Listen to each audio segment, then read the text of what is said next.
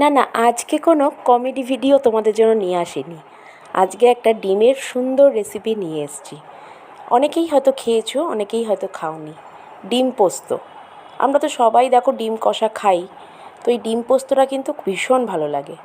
নিয়ে নিয়েছিলাম এখানে হাঁসের ডিম, একটু লবণ দিয়ে সেদ্ধ করে নিয়েছি।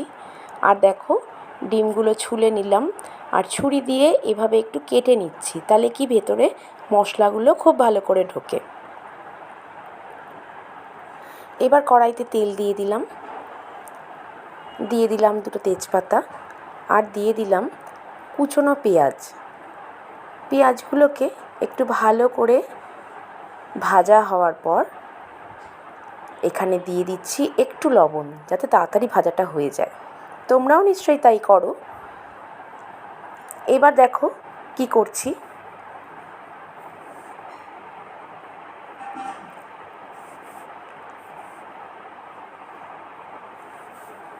ডিমগুলোকে দিয়ে দিচ্ছি পেঁয়াজের সাথে, যাতে ভাজা হয়ে যায়।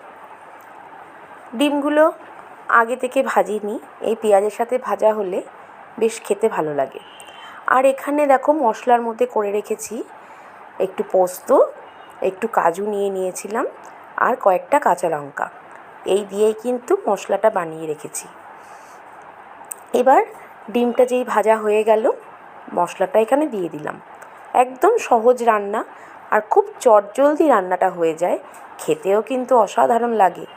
এবার একটু গ্যাসের সিমটাকে কমিয়ে একটু কষাতে হবে। পোস্ত থেকে দেখো তেল জল সব ছাড়ছে। আমি কয়েকটা কাঁচা লঙ্কাও গোটা গোটা দিয়ে দিয়েছি, আর পোস্তর বাটিটা একটু ধুয়ে অল্প জল দিয়ে দিয়েছি এর মধ্যে।